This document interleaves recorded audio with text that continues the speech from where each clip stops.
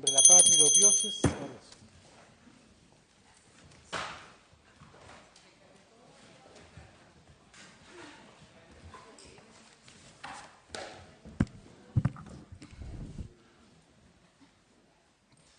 Bueno, le damos la bienvenida a todos, invitados, invitadas, y especialmente a la ministra y a su equipo. Y la idea es iniciar la tramitación del proyecto de ley Marco Cambio Climático. Yo creo que lo que sería interesante que hiciéramos hoy día una reunión, por lo menos, donde la ministra pueda explicar cuáles son los énfasis, las prioridades y un poco la estrategia que tiene esta ley. Carolina, le damos la palabra. Muchas gracias por su intermedio, presidente. Tal como usted lo ha señalado, el objetivo es que podamos presentar el proyecto de ley marco de cambio climático que fue, ¿verdad?, traído a este Congreso a través del Senado. ¿Y por qué Chile necesita una ley marco de cambio climático a esta altura? La situación que estamos viviendo en el mundo entero claramente habla de la urgencia de legislar en esta materia, a pesar de que Chile es un pequeño emisor de gases de efecto invernadero, muy pequeño. Está comprometido con el cambio climático porque nos pega de manera muy fuerte. Cumplimos con 7 de los 9 criterios de vulnerabilidad y, por lo tanto, hacer frente a esta situación con una política de Estado es clave.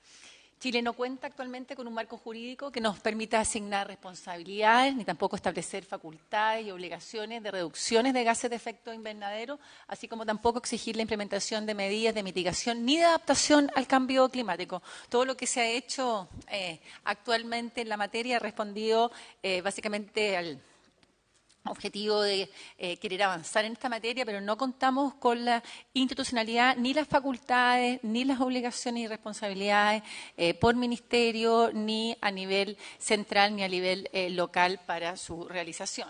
¿Quién tiene para pasarlo? ¿Qué establece esta ley marco de cambio climático? Primero, una gobernanza climática. Son las facultades y obligaciones de todos los organismos del Estado para la acción climática, tanto a nivel vertical, desde el gobierno central hasta los municipios, como a nivel horizontal, es decir, a los distintos sectores.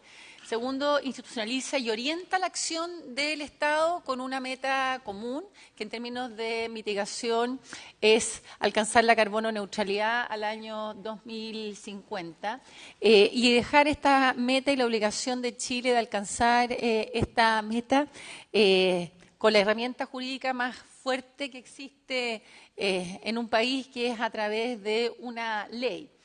Y entrega al Estado la flexibilidad para aplicar las mejores medidas según los cambios tecnológicos, los conocimientos científicos disponibles, la costo-eficiencia y aprendizaje, de manera que ir retroactivamente generando las mejores herramientas para alcanzar esta meta obligatoria de la carbono neutralidad al año 2050 en términos de mitigación y de reducir el impacto del cambio climático en nuestro país a través de las medidas de resiliencia y adaptación a este.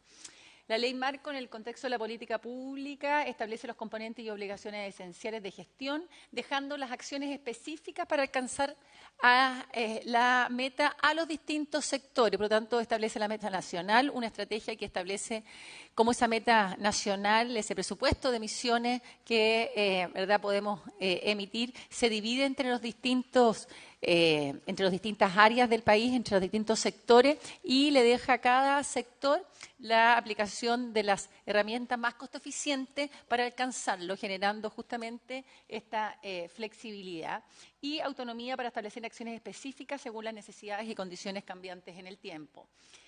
Para enfrentar el cambio climático, los países en general lo han hecho a través de 2 vías, una a través de políticas públicas o leyes sectoriales, y otro a través de una ley que establezca una política de Estado con una meta nacional común, que es la que en Chile estamos justamente implementando a través de esta ley. Hay 36 países en el mundo que tienen ley marco de cambio climático. Solo 5 de ellas establecen en la ley, ¿verdad?, la carbono neutralidad, y la establecen justamente al igual como lo queremos hacer en Chile. Son Francia, UK, Suecia, Dinamarca y Suiza. Esto es el compromiso más fuerte que puede tener un país justamente con el alcanzar la reducción de emisiones y alcanzar este objetivo. No existe, y esto es importante, ningún país en vía de desarrollo que haya establecido por ley la carbono neutralidad al año 2050. Chile sería el primer país en desarrollo en hacerlo. Como ustedes bien saben, a medida que los países crecen y se desarrollan, aumentan sus emisiones. Es por eso que desde el Acuerdo de París en adelante está reconocida las responsabilidades comunes, pero diferenciadas en relación a alcanzar una meta de reducción de emisiones, y supone un esfuerzo de transformación aún mayor para un país en desarrollo que para un país desarrollado alcanzar esta meta de carbono neutralidad al año 2050. Los 5 países que tienen establecida la carbono neutralidad al año 2050 en sus legislaciones incorporan también instrumentos de comando y control, así como normas de emisión para poder alcanzarlo. Eso también lo hace Chile con esta ley que establece estos mecanismos y estas normas de emisión. Esta ley facultaría por primera vez a poner una norma de emisión de gases de efecto invernadero, cosa que Chile no tiene y que lo que nos permitiría reducir y comandar esta disminución de emisiones que es clave para alcanzar nuestro objetivo. A diferencia de los 5 países que les comentaba que establecen la carbono neutralidad y esta mecanismos e instrumentos de comando y control, la ley chilena va más allá de estas leyes, ya que establece mecanismos de seguridad hídrica y planes de gestión de cuenca, establece órganos locales de cambio climático que las otras leyes no establecen, establece un fondo de gestión ambiental, establece mecanismos de participación ciudadana y transparencia. Introduce también la incorporación del Ministerio de Educación para la creación y fortalecimiento de capacidades. Todas estas temáticas que fueron propuestas por la ciudadanía en los mecanismos de participación ciudadana y que esta ley incorpora justamente para conseguir los objetivos que propone. Andrea. ¿Cuál fue este proceso participativo? Fue un proceso bastante amplio que se inició en julio del año 2018, que en un proceso de participación temprana para recoger las inquietudes, visiones de los ciudadanos en relación al ley marco de cambio climático. Después tuvo un proceso donde participaron 1.800 personas en esta participación temprana para la construcción del anteproyecto, y después el proyecto se puso en participación ciudadana, logrando una participación total de más de 3.000 personas que participaron de la construcción de esta ley. La ley fue modificada, el anteproyecto presentado en base a la participación ciudadana en siguientes puntos solicitados por la participación ciudadana. La integración y la relevación de la adaptación con objetivos. Este era un tema muy importante porque el anteproyecto estaba mucho más enfocado en la mitigación y para alcanzar la carbono neutralidad y gracias al aporte ciudadano se releva la adaptación. La integración del Ministerio de Educación al Consejo de Ministros para la Sustentabilidad, que esto es muy clave porque no solamente va a implicar su incorporación para las decisiones que hagan relación al cambio climático, sino que para todas las decisiones que pasen por el Consejo de Ministros, así como también el fortalecimiento de los COREX, que son los comités regionales de cambio climático. También la inclusión de temas de agua, herramientas para enfrentar la sequía y la seguridad hídrica. Relevar el rol de la educación ambiental fue también de la propuesta de la participación ciudadana, así como integrar el cambio climático en la planificación territorial, un tema muy demandado por la ciudadanía. Integrar el cambio climático en el CIA. Integrar a los municipios en los CORE, que esto también fue un asunto muy fuerte por parte de la ciudadanía. Integración de las ciencias en el comité científico, de otras ciencias. Esto porque en el comité científico estaba pensado básicamente con ciencias ecológicas, biológicas, y también la inclusión, la ciudadanía pidió la incorporación de las ciencias sociales en este comité científico. Integrar instrumentos y mecanismos de financiamiento para la acción climática fue otra de las temáticas fruto de la participación ciudadana. El proyecto de ley marco de cambio climático tiene por objeto definido en la ley hacer frente a los desafíos que presenta el cambio climático, desarrollando una economía baja en emisiones de gases de efecto invernadero hasta alcanzar y mantener la carbono neutralidad y reducir la vulnerabilidad y aumentar la resiliencia de nuestro país a los efectos adversos del cambio climático. Establece lo siguiente.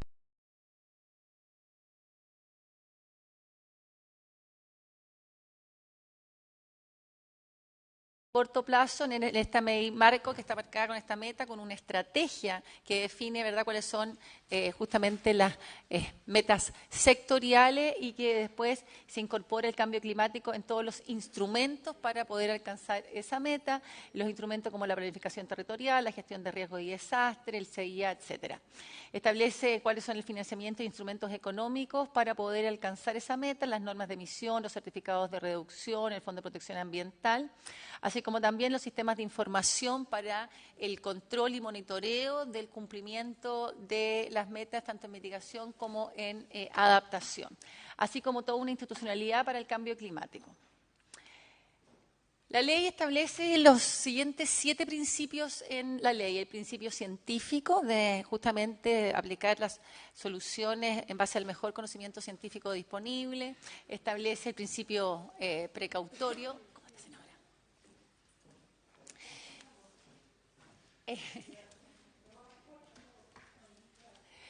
El principio de equidad, que justamente poner el foco en las comunidades más vulnerables en cada una de las medidas. Transversalidad, esta es la primera ley que incluye el principio de no regresión para no desproteger un área o un estado, digamos, de protección que se haya alcanzado, así como progresividad y costo-efectividad de ir justamente incorporando las mejores herramientas y mecanismos para alcanzar las metas. En el principio de equidad se establece que es deber del Estado procurar una justa asignación de las cargas, los costos y los beneficios con enfoque de género y especial énfasis en sectores, comunidades y ecosistemas vulnerables al cambio climático. En la ley incorporamos fuerte la temática de género y el principio de equidad, y eso es algo que también estamos haciendo en la NDC para incluirle un cuarto pilar que tenga que ver con la justicia social en la aplicación de cada una de las medidas. También se incluye este principio de no regresión, que son, ¿verdad?, que toda la ley contempla que las medidas tendientes a enfrentar los efectos adversos del cambio climático podrán ser modificadas cuando las condiciones tecnológicas, ambientales, económicas o sociales lo requieran, siempre que no se comprometan los objetivos de mitigación y adaptación establecidos. O sea, que se hayan, justamente lo que el foco es que vayamos conservando todas las medidas de protección. Y el principio de progresividad, las medidas tendientes a combatir el cambio climático deberán avanzar gradualmente con el fin de cumplir el objetivo de la ley. La meta que establece la ley es una meta ambiciosa. El Acuerdo de París establece que la neutralidad de emisiones se alcance en la segunda mitad del siglo. Esto lo hemos discutido justamente porque los informes de la ciencia y el IPCC que recibimos el año 2018 establece que tenemos que avanzar con mucho mayor urgencia y que nosotros tenemos que alcanzar la carbono neutralidad del mundo al año 2050.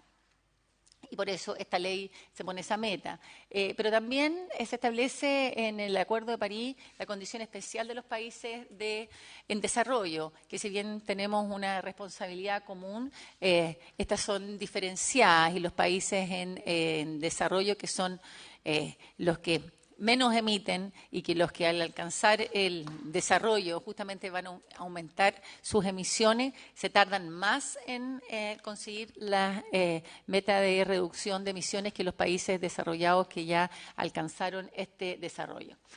El informe del 1,5 del IPCC del año 2018 mostró con claridad la necesidad de aumentar la ambición para evitar que el incremento de temperatura supere el 1,5 grados Celsius en relación a los periodos preindustriales, y por eso Chile, ¿verdad?, tomando este informe, toma este objetivo de la carbono neutralidad al año 2050, y como les señalaba, solo 5 países han tomado esto, poniéndolo en su ley, que es la herramienta más fuerte. De los 36 países que tienen ley marco de cambio climático, solo UK, Francia, Suecia, Dinamarca y Suiza han establecido esta meta por ley.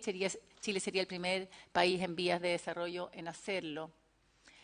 Los instrumentos de gestión del cambio climático están para conseguir esta meta. Se genera una estrategia nacional de cambio climático, que es una estrategia de largo plazo, ¿verdad?, con la mirada al año 2050, que se debe ir actualizando cada 10 años. Establece además en la ley esta meta de mediano plazo, que es la contribución nacional determinada, y que lo que hace es poner la meta del año 2030. Reconoce también los planes sectoriales de mitigación, estableciendo la obligación de 7 sectores de nuestro país de hacer los planes de mitigación para cumplir con la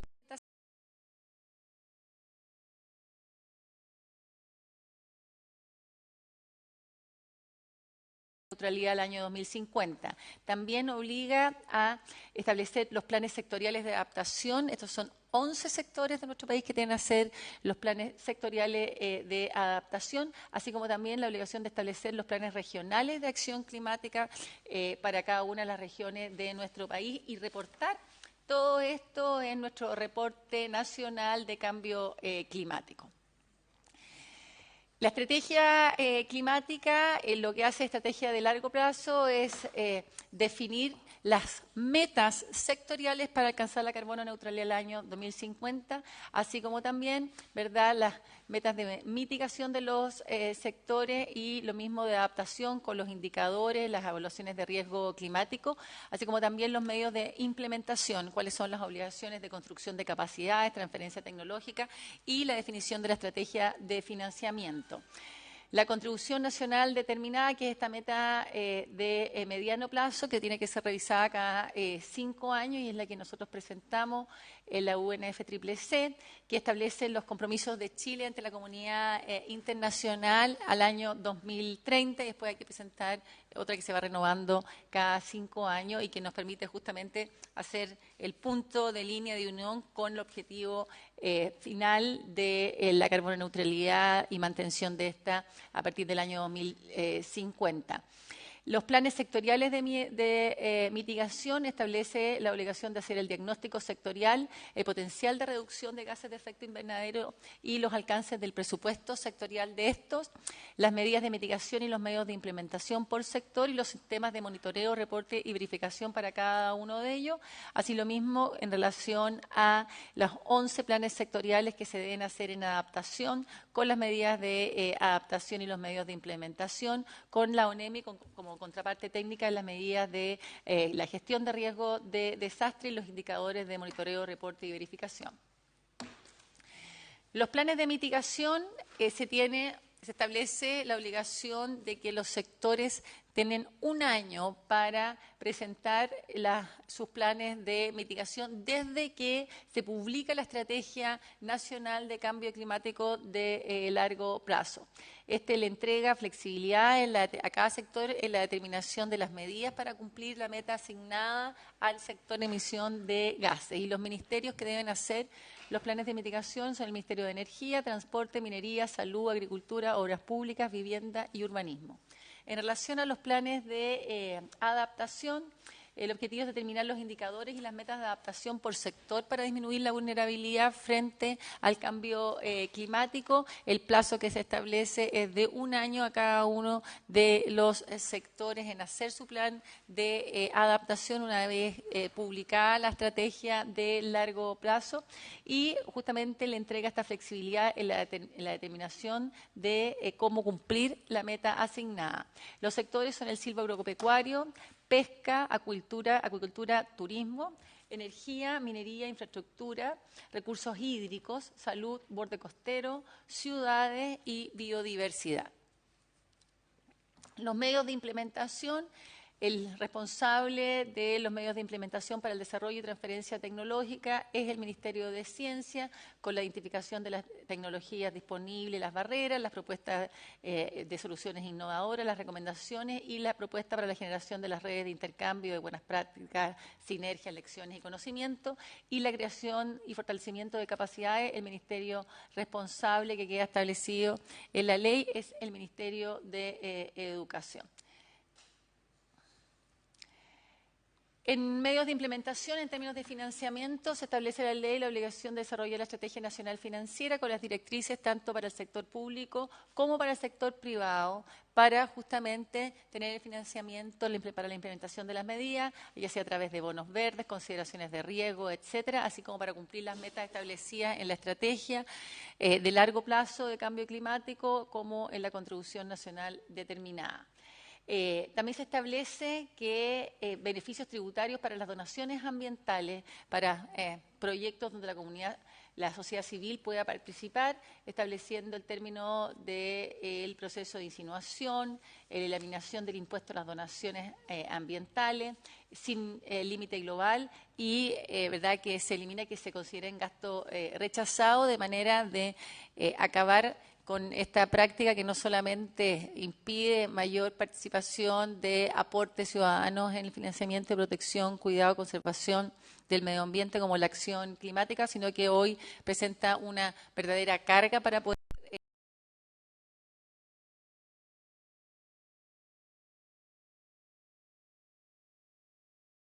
a nivel local.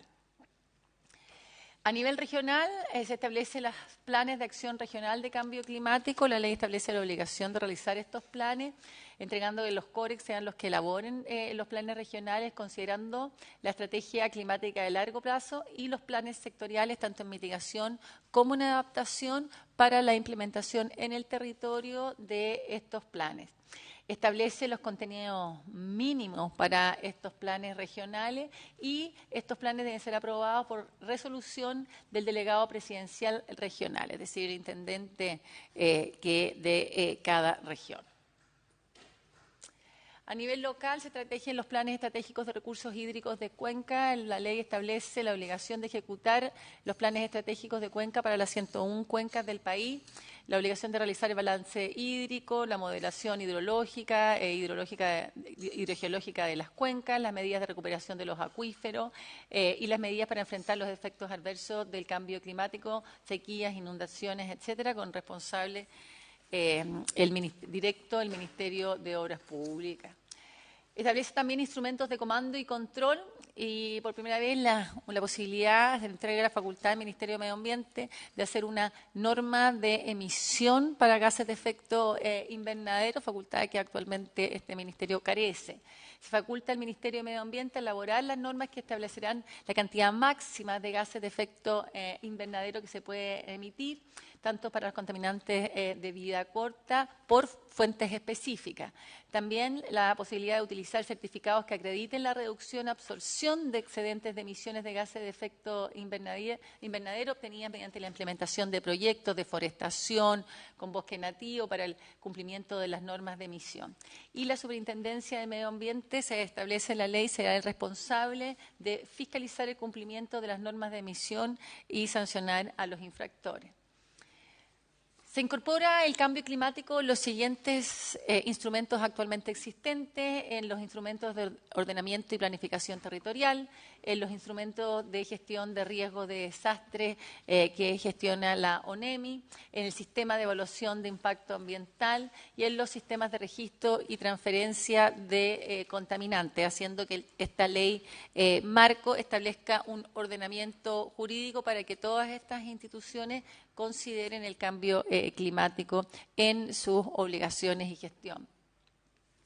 Se instaura el sistemas obligatorios de información, de control y monitoreo para los distintos planes, tanto en mitigación como en adaptación.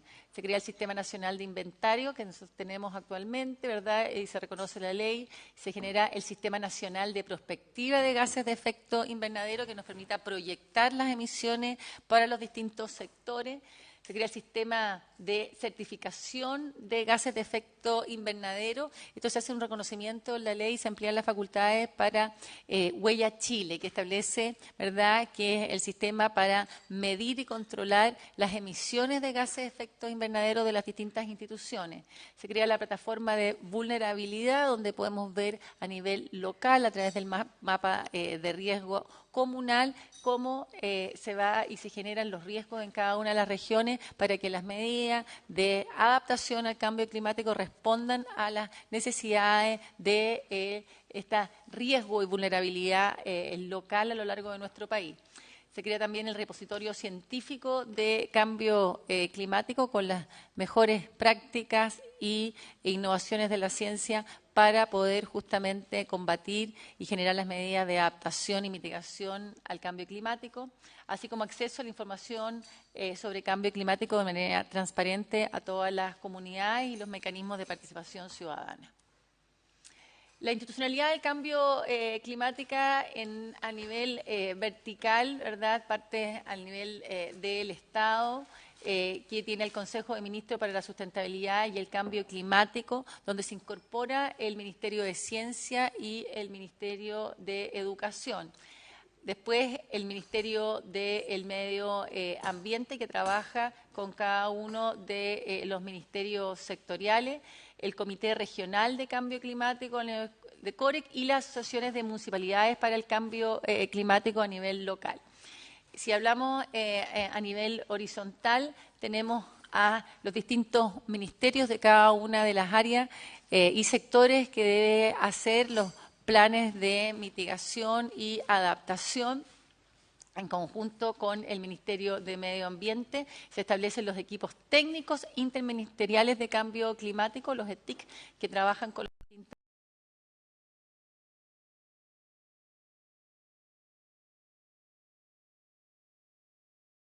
obras públicas, vivienda, transporte, minería, desarrollo social, ciencia y el Ministerio de Educación para la realización de estos planes.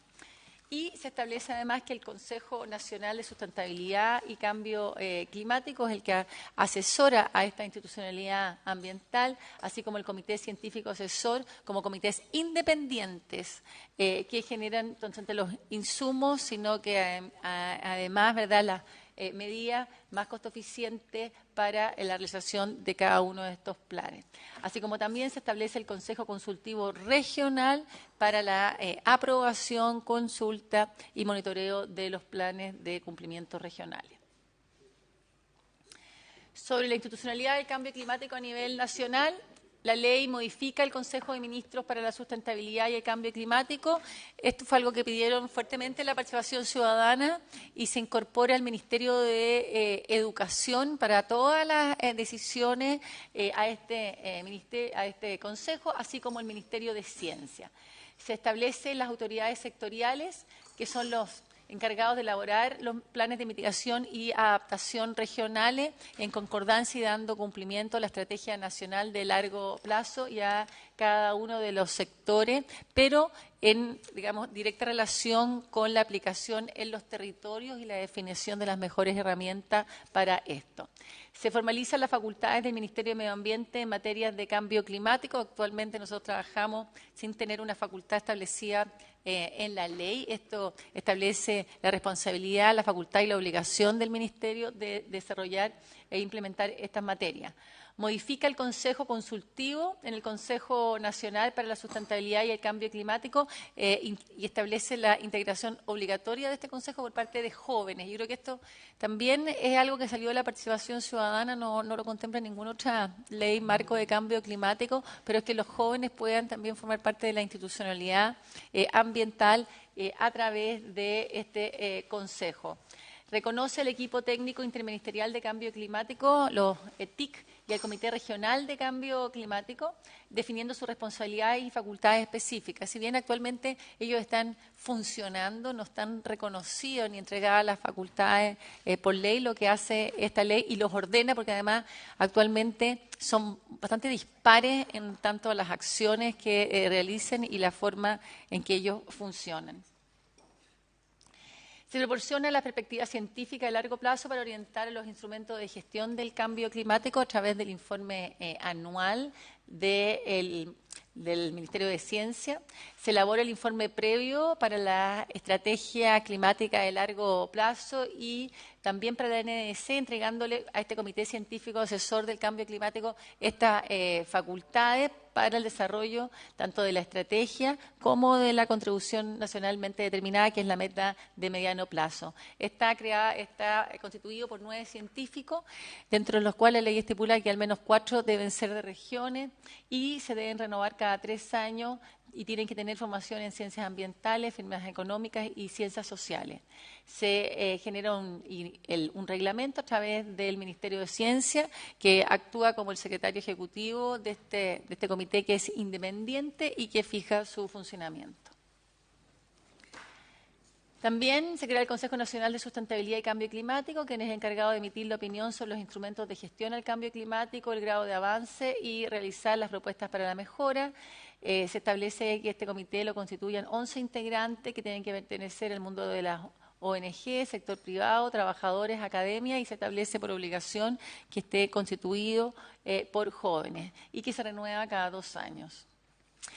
Eso es básicamente el bañado general de esta ley marco, que lo que hace es justamente, ¿verdad?, seguir el camino de las leyes marco más avanzadas y modernas en la materia, de establecer una meta y establecer la gestión de todo el aparato público y privado con una orientación hacia el cumplimiento de esa meta, con una estrategia que permite ir renovando las medidas, aplicando las medidas más costo eficientes, con el principio de equidad, de no regresión, y que nos permitan justamente alcanzar medidas que son muy relevantes en mitigación, sin duda la carboneutralidad lo es, pero en particular en adaptación, que es uno de los problemas más importantes que enfrentamos como país en un mundo que ya se ha calentado en más de 1 grado Celsius, y que claramente tenemos que aplicar y establecer cuáles son las responsabilidades, las facultades, las obligaciones.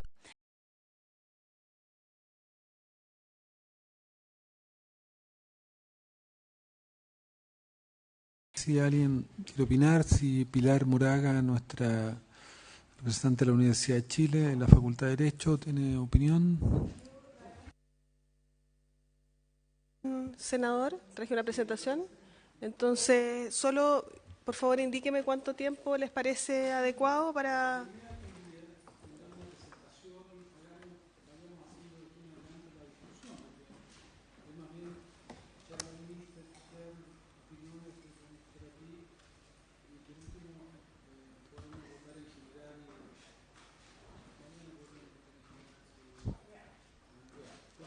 Perfecto. Gracias, presidente. Primero que nada, saludar a la ministra que está acá, que nos representó en la COP, ¿no es cierto?, con todo lo que ello significó, y además, en margen de eso, los desafíos que subyacen a un trabajo que se viene ejecutando desde hace un tiempo en materia ambiental, y que evidentemente, en opinión nuestra, incluso nosotros, presidente, como Senado, representamos a propósito en un marco del Parlatino. Uno de los efectos negativos que tuvimos no haber podido ejecutar, ¿verdad?, esta reunión parlamentaria, particularmente parlamentaria del entorno latinoamericano. Nosotros solemos siempre estarnos comparando con los países más desarrollados, y resulta que nuestra realidad económica, social, de crecimiento y de tantas cosas más nos marca nuestra realidad.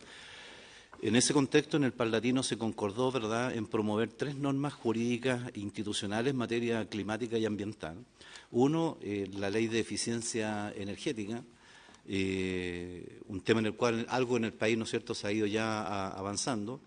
La Ley de Cambio Climático, que hoy día está ingresándose a discusión, y había una tercera, que en realidad, para el juicio nuestro como Congreso, ministra, por su intermedio, presidente, lo planteamos con una ley aparte, que era la ley de electromovilidad, por lo que significaba en Chile, ¿verdad?, la contaminación vehicular y los combustibles fósiles. Esas eran 3 normas que nosotros creíamos que eran relevantes, lo incorporamos en un acuerdo transversal en el Parlatino, se acordó así promover esa iniciativa, y era uno de los temas que se iban a tratar en esa reunión parlamentaria latinoamericana, que al final no se pudo concretar. No obstante eso, el objetivo, las metas y la necesidad sigue exactamente vigente de esa manera.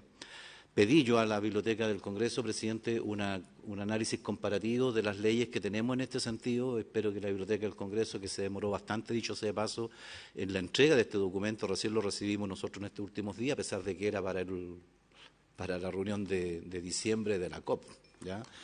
Pero yo creo que la biblioteca tendrá que hacer ahí un gran esfuerzo adicional para profundizar todavía en los análisis que se han realizado, para ver cómo esto, que es una norma bastante novedosa por la poca cantidad de países, por los pocos que tenemos también nosotros en un entorno cercano, en poder avanzar. Lo que quedó pendiente y lo que está pendiente es la ley de electromovilidad. Esto lo señala, ¿verdad?, la ley de eficiencia energética de manera muy tangencial. Creemos que, a juicio nuestro, debería ser parte de una ley aparte, para ser redundante, debería ser parte de una ley aparte, en materia de electromovilidad, porque, dicho sea de paso, es uno de los principales causantes de contaminación de las grandes ciudades. Al margen de los problemas locales que tenemos otras ciudades, como el problema del uso de los combustibles fósiles, de la leña particularmente, ¿no es cierto?, en regiones como la nuestra y particularmente Rancagua, Los Ángeles, Osorno, Temuco, Coyhaique, para qué decir, ¿no es cierto?, que bate todos los récords habidos y por haber en materia de material particulado fino. Por eso me parece que esto es un avance, yo lo valoro desde ese contexto. Estamos iniciando esta tramitación. Nosotros siempre solemos ver las cosas de todo lo que nos falta y no de lo que se está avanzando. Está bueno ya que nuestro país y nosotros y las entidades empiecen también a entender de que aquí lo que nosotros esperamos en esta tramitación son aportes, o sea, críticas de que esto aquí, que esto allá, que lo otro, que no se considera, que falta esto, que falta lo otro. Ya creo que estamos harto saturados, y independiente que las puede uno entender y aceptar, pero aquí lo que más se requiere, ¿no es cierto?, hoy día, frente a una ley que viene en proceso de tramitación, lo que más se requiere hoy día es precisamente la proactividad en la discusión frente a una ley de esta naturaleza, presidente. Yo creo que ahí sería bueno también que enfatizáramos mucho, ¿verdad?, precisamente en eso. O sea, ¿qué es lo que más? ¿Cómo enriquecer? ¿Cómo aportar? Porque uno ve esta ley general, uno la leyó, la releyó, la vimos, la comparamos con alguna instancia, uno siempre queda una sensación como a poco, pero no podemos desconocer que aquí hay un aporte significativo a una norma que estaba además en pleno proceso de desarrollo. Ojalá que entremos en esa dirección, presidente, en una comisión que normalmente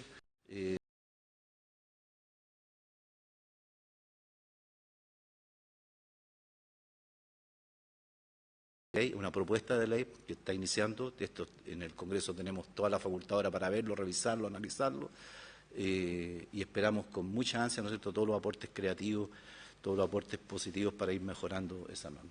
Gracias, presidente. Ahí me queda solamente lo de electromovilidad, ¿no es cierto?, que nos vamos a seguir, porque además hay un acuerdo del Congreso nuestro, presidente, en el marco del Parlatino, que debería de avanzarse. Ojalá que en nuestro país asumamos también ese desafío, presidente. Muchas gracias. Gracias, David. Le damos la palabra a Pilar. Muchas gracias, senador. Muchas gracias por la invitación, ministra, senadoras, senadores. Bueno, quisiera hacer algunas reflexiones sobre el proyecto recién ingresado y siguiendo un poco lo que indica el senador Sandoval, me parece que es una instancia que realmente valoramos, que hemos estado esperando mucho este momento en que podamos contar con un marco legal del cambio climático a nivel nacional.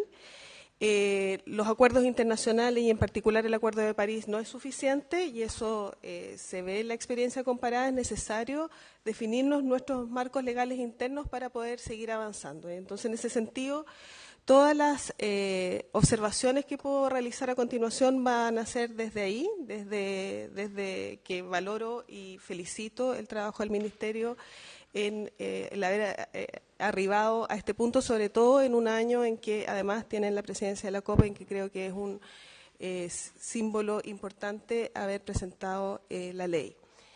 Y dicho esto, bueno, me gustaría, no sé cómo pasamos las slides. Ya. Ok, ya, gracias. Entonces, voy a ser lo más breve posible.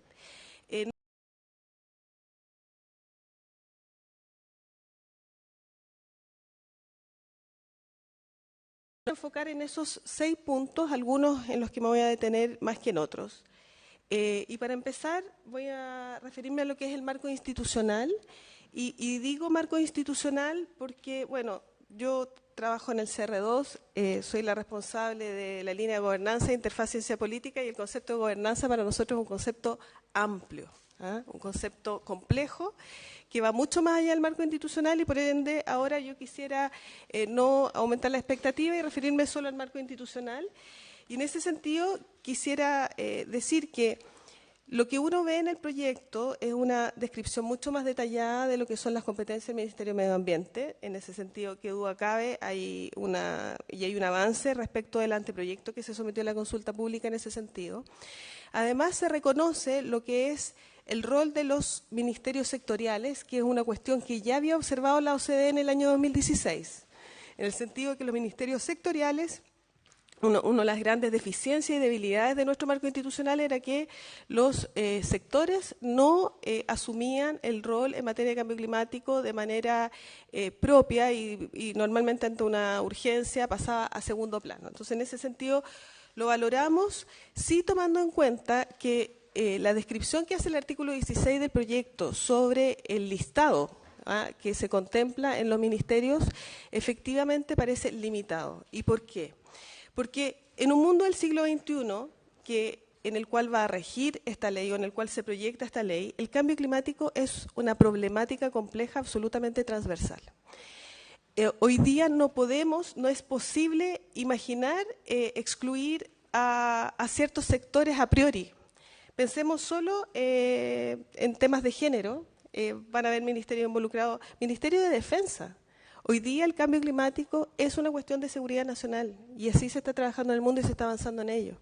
Entonces, en ese sentido, quizás la observación al respecto sería ¿por qué no incluir a todos los ministerios? Además que hay un aporte a nivel interno en la gestión de los propios ministerios como en el rubro de su propio sector. Sabiendo que sí y reconociendo que existen ministerios que son más claves o más responsables que otros, como el Ministerio de Energía, Transporte, Obras Públicas, lo que es infraestructura, etcétera, uno podría pensar sí que los planes de mitigación y adaptación sectoriales que deben hacer estos ministerios puedan tener distinto plazo. ¿Ya? Ahí uno sí podría establecer un sistema diferenciado para los sectores en función a la urgencia y que efectivamente el país, bueno, no puede hacerse cargo quizás de todo de una sola vez. También observamos una cuestión que es muy relevante y que yo quisiera subrayar acá, que es el carácter transversal. El carácter transversal del cambio climático, lo dijimos, no es solo a nivel sectorial.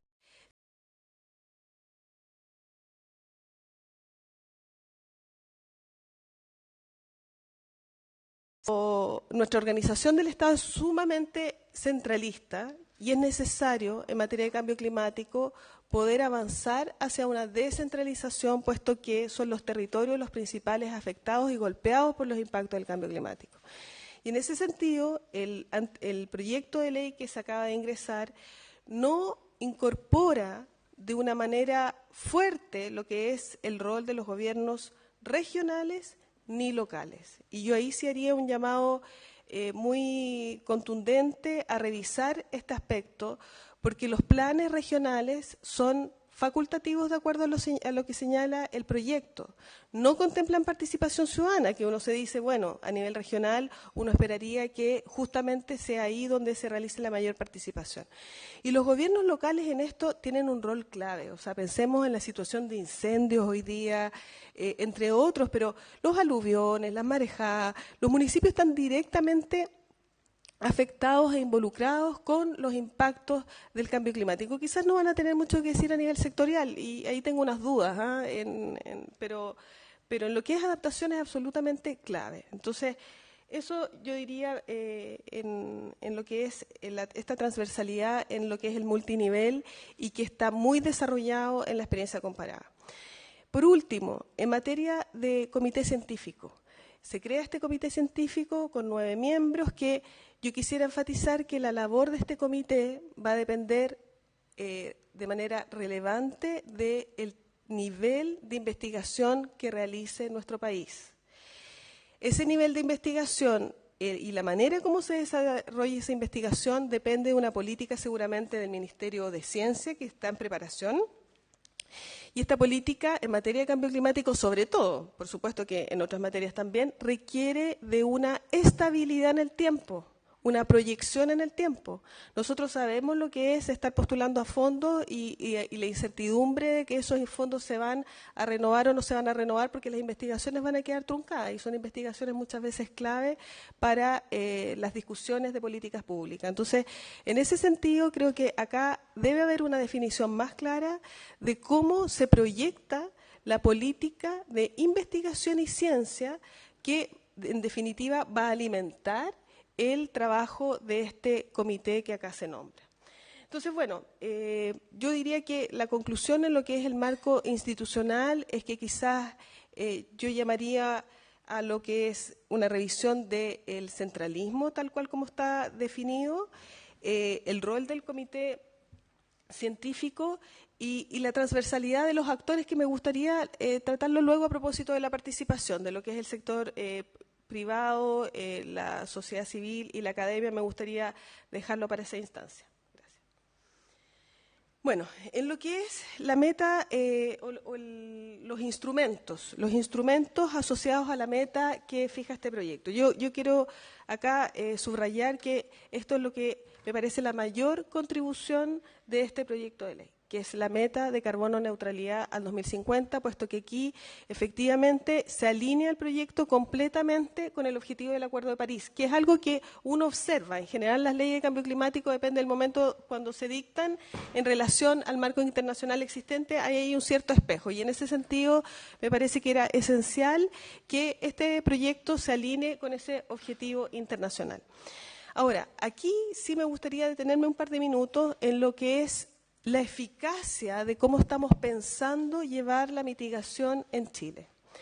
Porque esta meta se basa, o cómo alcanzar, yo me pregunto, bueno, ¿cómo alcanzamos esa meta? Que estamos, bueno, hay un consenso internacional en que debemos avanzar hacia allá. ¿Y por qué debemos avanzar hacia allá? Simplemente porque si no la humanidad corre un peligro serio y grave. ¿Cómo avanzamos hacia allá? El proyecto de ley nos invita a definir lo que es esta estrategia de largo plazo, y la estrategia de largo plazo se basa en lo que son los presupuestos de carbono a nivel sectorial. Esa estrategia define los presupuestos de carbono a nivel sectorial y luego la manera en cómo se van a alcanzar o respetar esos presupuestos de carbono los define cada sector a través de su plan de mitigación, su plan sectorial de mitigación. Al respecto, tengo algunas observaciones. Primero que nada, los sectores pueden solicitar, bueno, antes, cabe destacar que tanto la estrategia se actualiza con la NDC, que también considero un elemento valorable dentro de esto, que se incorpore la NDC como un instrumento que está alimentando nuestra política pública y por ende ayuda a actualizar también la estrategia.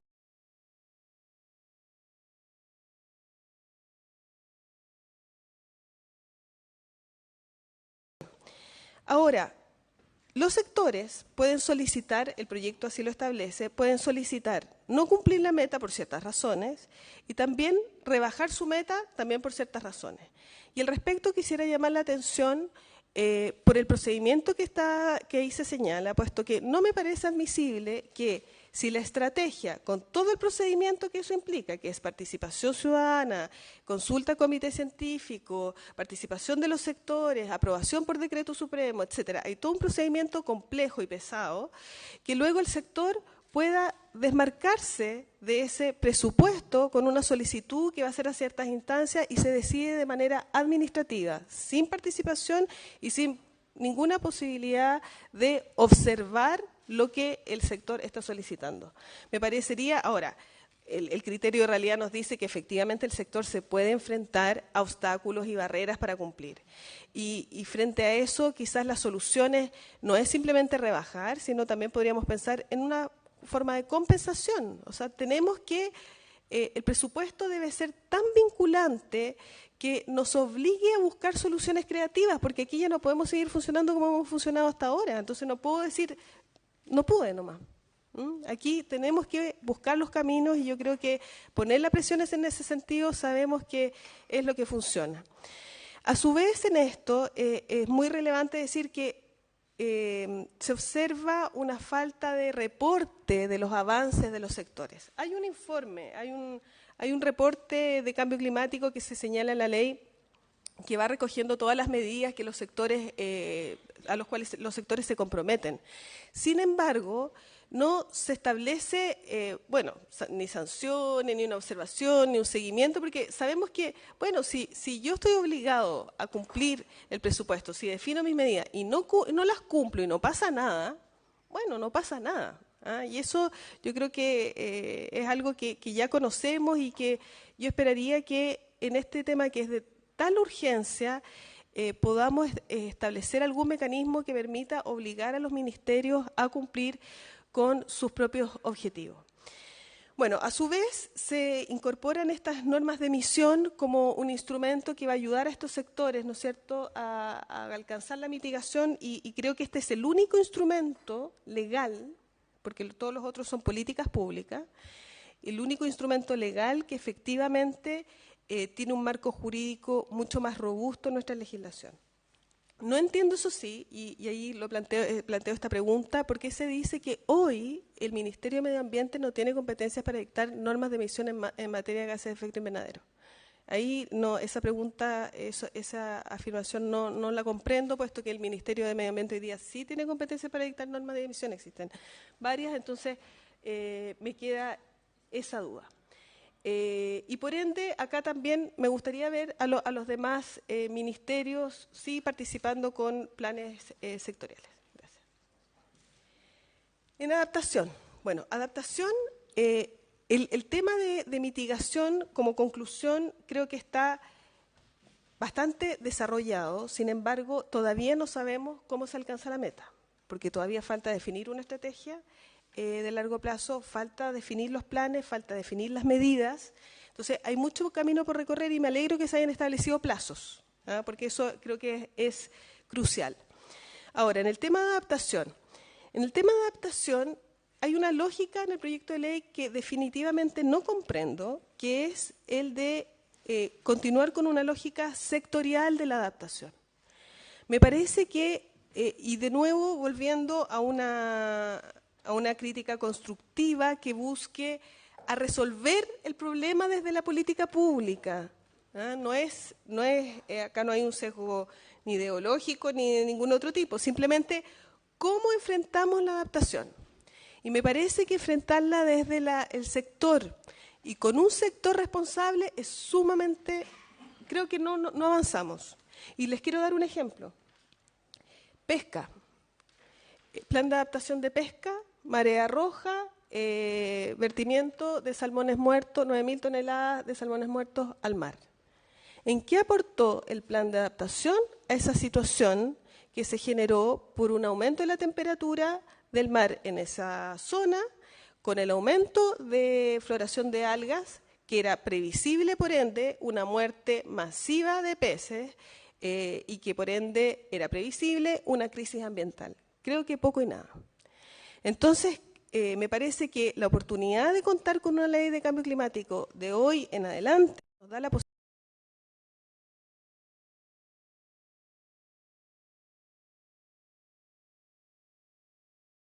más cercana a la problemática que hoy día sí tiene Chile, que es la de enfrentar la adaptación desde los problemas de adaptación que tiene Chile, como son estas olas de calor, la sequía, los aluviones, borde costero, marea roja. Y si ustedes ven en cada uno de estos problemas o de estos impactos del cambio climático que generan estas problemáticas en nuestro país, vemos que en cada una de ellas intervienen distintos órganos del Estado. Entonces eso ya nos deja clarísimo cómo los problemas de adaptación deben enfrentarse de una manera articulada, pero intersectorial, forzosamente. Podrán haber coordinadores, ministerios coordinadores, pero sí debe haber un involucramiento de los sectores que deben responder a este tema. Y la particularidad regional. La particularidad regional en lo que son los planes de adaptación es fundamental. No podemos tener un plan de adaptación para todo Chile, con la diversidad regional, geográfica y problemática de cambio climático. O sea, hoy día los incendios están de la zona central hacia el sur. las mareas están en el borde costero. Entonces, tenemos que enfrentar o romper las lógicas de lo que es la organización del territorio, tal cual como la conocemos, ¿no es cierto?, y la organización del Estado en sus sectores como lo conocemos, porque no dan la respuesta a la adaptación. Entonces, uno podría pensar en planes de adaptación que se enfoquen en los problemas que está provocando el cambio climático con una componente territorial, regional. Gracias. Y por último, no por último, pero ya voy terminando para que no se cansen. Participación. Bueno, en participación aquí esto es un tema muy sensible personalmente y creo que es muy sensible en el país y aquí me voy a tener un par de minutos a hacer ciertas reflexiones. Porque el concepto de participación, tal como el de gobernanza, es un concepto complejo y amplio, distinto a una consulta pública. Ahí hay dos policy briefs que yo les invito, los comparto, son públicos en todo caso, están en leycambioclimático.cl, que analizan la participación en los procesos que se llevaron de discusión en el anteproyecto de ley de cambio climático. Tanto en lo que fueron las consultas regionales, como luego la consulta pública que se organizó o terminó en el mes de julio, el 31 de julio. En ambas observamos lo siguiente. Primero, que la participación hoy día se entiende como una entrega de información y no como una búsqueda de lo que el otro me puede aportar en el diseño de políticas públicas. Y esto no son solo palabras, quiero mostrarlo con algo muy sencillo. Las consultas regionales o la participación regional participaron, no sé, más de 1000 personas seguramente, ahí usted, el Ministerio, sabrá mejor que yo, se hicieron observaciones, etcétera. ¿Cómo esas participación, cómo esas observaciones, esos comentarios contribuyeron a la elaboración del anteproyecto de ley? No lo sabemos.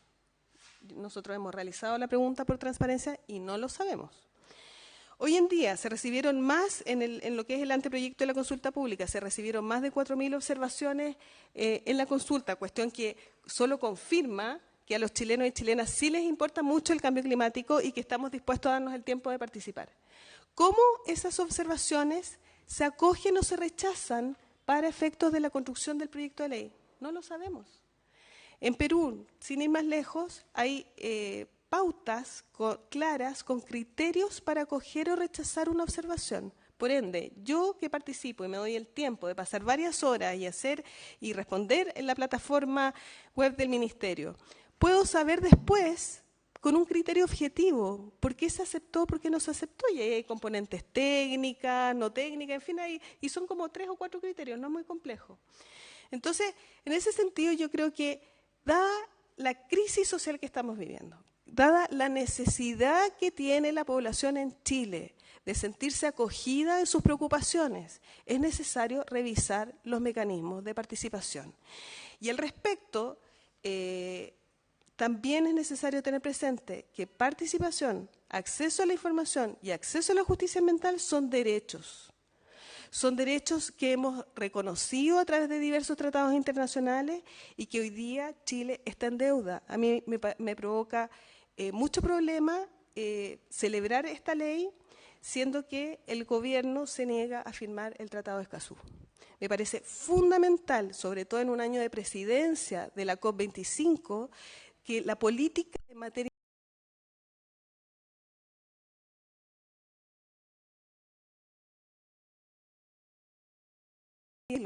en que nuestras preocupaciones van a ser tomadas en cuenta.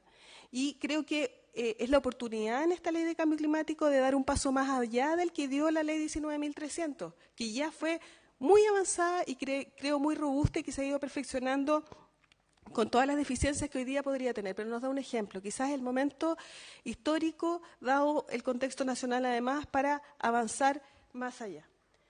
La siguiente.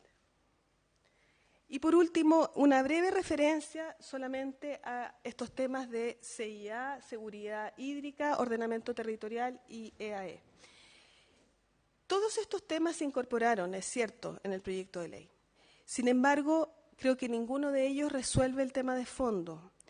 El CIA bueno, fue algo muy solicitado. Yo estuve también en la Comisión de Medio Ambiente de la Cámara durante la discusión sobre cómo incorporar el cambio climático en el CIA.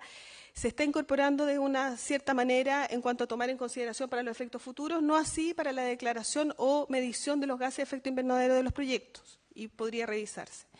En cuanto a la seguridad hídrica, me parece de la mayor relevancia que esto se haya incorporado como un deseo, porque creo que establecer un plan de gestión de cuenca en materia hídrica va a constituir la expresión de un deseo, porque la reforma real o la respuesta real al problema de sequía hoy en Chile no lo va a dar una gestión integrada de cuencas en materia hídrica. Lo da la reforma al Código de Aguas. No hay otra. Hoy día se están dando situaciones en que los agricultores están vendiendo su agua para abastecer los camiones aljibes que van a venderla 30 kilómetros más allá de donde están sus predios.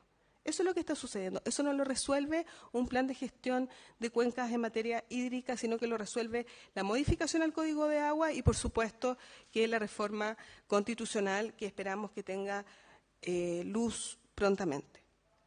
Y en cuanto a ordenamiento y territorial, IAE, bueno, esto muy breve, creo que es esencial, el proyecto lo menciona, pero una ley de ordenamiento territorial para nuestro país es otro elemento fundamental para poder avanzar en la adaptación, porque de esa manera vamos a definir los usos del territorio, y definiendo los usos del territorio también vamos a poder cumplir con otro objetivo que aquí se ha declarado, que es la equidad, porque la transición hacia una economía baja en carbono debe ser una transición justa, como bien lo mencionó la ministra, y esa transición justa, ¿cómo la hacemos? Y una manera de hacerla es definir esos usos de territorio. ¿Dónde van a estar las plantaciones? ¿Con cuánta diferencia de las ciudades? En fin. Bueno, no me quiero alargar mucho en esto. Y por último, la última lámina. Bueno, la última lámina, por favor. Bueno, en todo caso, ahí no, eso no es para allá, es para el otro lado.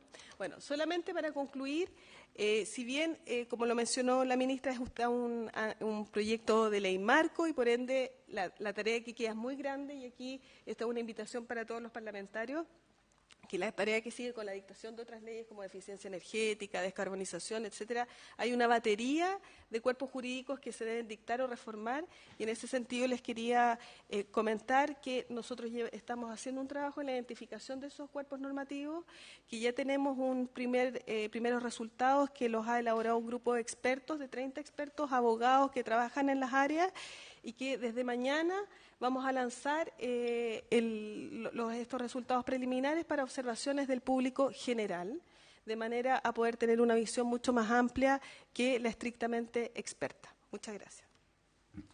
Mira, yo lo que les propongo es que lo sigamos discutiendo, porque tenemos sesión en Valparaíso, que mañana hagamos los comentarios y veamos cómo todos los aspectos que aquí se han señalado, y particularmente lo que señala Pilar, se puedan incorporar, porque todos queremos una ley que no sea solo simbólica, sino que sea real. Entonces, vamos a tener que avanzar. Pero yo creo que un solo comentario que yo comparto. Nosotros queremos coherencia y tener confianza en la voluntad real. La no firma del acuerdo Escazú a mí me parece que hace totalmente inconsistente, y una vez más hace esto un elemento simbólico, porque si no se practica lo que se dice, si no se pone en acción, difícilmente uno puede creer que hay una voluntad real de incorporar un nuevo aspecto que es más importante que la participación. Pero discutámoslo después y veamos de qué manera se puede incorporar. David, ¿tú quieres? ¿Sí? Presidente, valorar obviamente la exposición de la académica. Uno, como quiero tratar de que instalemos una visión un poquito más positiva dentro de este pesimismo colectivo que existe, de que las cosas se pueden hacer distintas, se puede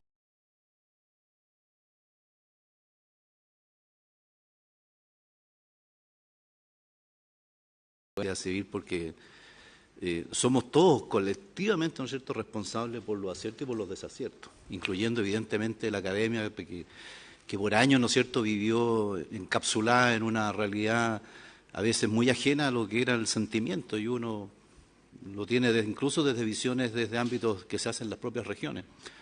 Por eso creo que hoy día esto es una oportunidad para avanzar en una propuesta, en la construcción de una ley que efectivamente se haga cargo de la diversidad y gravísimos problemas que tenemos nosotros. Lo demás, lo de Escazú o no Escazú, yo creo que hay opiniones en una y otra línea. Chile tiene o no la institucionalidad para hacer. Yo creo que son temas aparte que seguramente sería bueno a lo mejor discutirlo en otro contexto, pero valorar la exposición de la académica y alegrarme de que fundamentalmente la academia esté tratando de ponerse más en sintonía con las sensibilidades de la sociedad y que la ciencia y la investigación den respuesta precisamente a lo que en nuestra sociedad queremos, todo un país mejor. Me parece bien, presidente, que empecemos a discutir mañana y veamos cómo construimos, ¿verdad?, esa estrategia. Se agradece a la ministra, a sus asesora, a Pilar. Muchas gracias. Yo, Pilar, te pediría que nos siga acompañando en estos debates, que apoye a la comisión. Ustedes representan al CR2, a las universidades, así que es muy importante. Así que muchas gracias y se levanta la sesión.